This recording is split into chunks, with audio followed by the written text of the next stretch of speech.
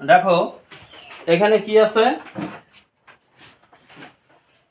Score শিক্ষার্থী সংখ্যা মানে পরিসংখ্যা, স্কোর সংখ্যা, ক্রমযৌগিক পরিসংখ্যা, ক্ষুদ্রতর সূচক। কিভাবে করেছি এর আগের ভিডিওতে আমি দেখিয়েছিলাম যে 3 আর 5 যোগ করলে কত হয় 8, 8 6 14। এইভাবে ঘর সাজিয়েছি, কত আছে 40, 40 সমান সমান কত n। তাহলে এইখানে আমার কি ধরতে হবে, এল এল এল থাকে অ্যাকচুয়ালি, কিন্তু এই বইটার মধ্যে এল দেওয়া আছে বা মাধ্যমিকে তোমাদের এল দেওয়া আছে, যখন ক্লাস 11 12-এর অঙ্ক এগুলা থাকে তখন এল থাকে, মানে লোয়ার লিমিট, শ্রেণী সীমানা। কিন্তু এইখানে দেখা যাচ্ছে যে শ্রেণী সীমানা হয়, এইটা শ্রেণী সীমানাতেই দেওয়া আছে, শ্রেণী সীমা দেওয়া নাই। যদি শ্রেণী সীমা দেওয়া থাকতো তাহলে আমরা শ্রেণী সীমানায় নিয়ে যেতাম, কিন্তু দেখা যাচ্ছে আমার কি শ্রেণী সীমানাই দেওয়া আছে। তাহলে এল এর মানটা কত হবে, এই যত এন এর মান থাকবে তার অর্ধেক। এর আগের অঙ্কতেও দেখছি যে 40-এর অর্ধেক কত হয় 20।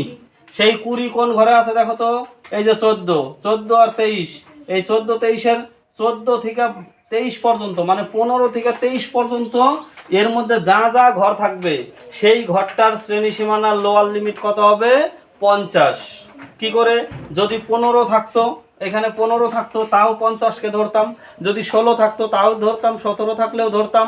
ঠিক আছে, এইভাবে কত হয়েছে 20। তাহলে 20-কে আমরা কত ধরছি এল 50। আমার n/2 এর যদি সমান সমান দিই, n এর মান কত, n এর মান 40/2, কাটাকাটি করলে কত হয় 20, তাহলে কত হবে n/2 20। আচ্ছা, এখানে কি আছে সিএফ, সিএফ হচ্ছে কমিউলেটিভ ফ্রিকোয়েন্সি, যাকে বাংলায় বলা হয় ক্রমযৌগিক পরিসংখ্যা।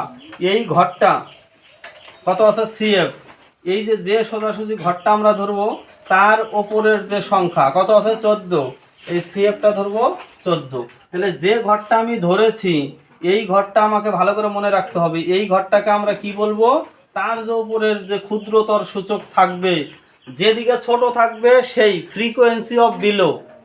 কিছু কিছু সূত্রতে 11-12 এফবি আছে, আর এখানে তোমাদের সিএফ আছে। তার জন্যই আমি বুঝিয়ে দিচ্ছি যে ক্ষুদ্রতর সূচকের যে মানটা দেখা গেল, সিএফ এর মান কত ধরবো আমি 14। দেখা গেল এই দিকে যদি ছোট থাকতো, বড় থেকে ছোট হিসাবে থাকলে তাহলে কিন্তু ছোটর ঘরগুলো ধরতে হইতো, কিন্তু যেহেতু ছোট থেকে বড় আছে এর জন্য ছোট ঘরগুলোকে ধরেছি। তাহলে সিএফ কত 14।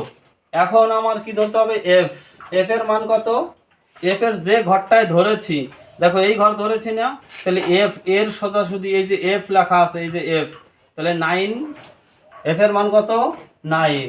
আর এইচ এর মান কি, যে ঘরটা ধরবা এর যে হাইট মানে ডিস্টেন্স কত ধরেছি 50 থেকে 55, 50 আর 55 ডিস্টেন্স কত 5, মানে ইন্টারভ্যাল, তাই তো। এখন আমরা সূত্র বসিয়ে অঙ্কটা করে নিব। এর মানগুলো বসানো হয়ে গেছে, সুতরাং মধ্যমা সমান সমান L plus n/2 minus CF by হচ্ছে এফ ইন্টু এইচ। এর মানগুলো বসিয়ে দেবো। এল এর মান কত ধরেছি আমি 50, আর n/2 কত 20, সিএফ এর মান কত 14, এফ এর মান কত 9, ইন্টু এইচ এর মান কত 5। এখানে 50, ঠিক আছে। এখানে দেখো 20 থেকে 14 বাদ দিলে কত হয় 6 আর 9 ইন্টু 5। এখানে কাটাকাটি করে দিব, 3 দুগুণে 6, 3 তিরিক্ষা 9। দেখো আর কোনো কাটাকাটি যায় না, 50 প্লাস 5 দুগুণে 10, নিচে 3, এই 10-কে 3 দিয়ে ভাগ করো, 3 তিরিক্ষা 9, তাই তো, 3 তিরিক্ষা 9, কত থাকে 1.0 নাও।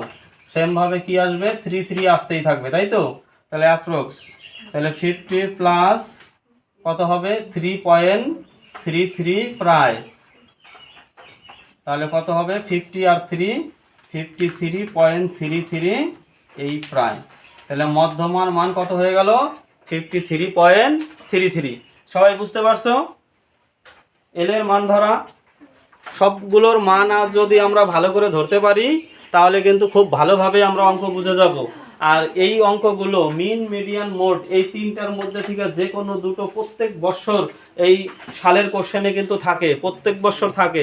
এই তিনটা যদি আমি ভালো করে পড়ি, যে কোনো দুটো 4 দুগুণে 8 নাম্বার, আর শর্ট কোশ্চেন 2 নাম্বার, আর এমনিতে 1 নাম্বারই কোশ্চেন থাকবে 3টা, টোটাল 13 নাম্বার কিন্তু আমার একদম হাতের মুঠোয়। এর জন্যই এই জায়গাটা আমার কিন্তু ভুল করা যাবে না।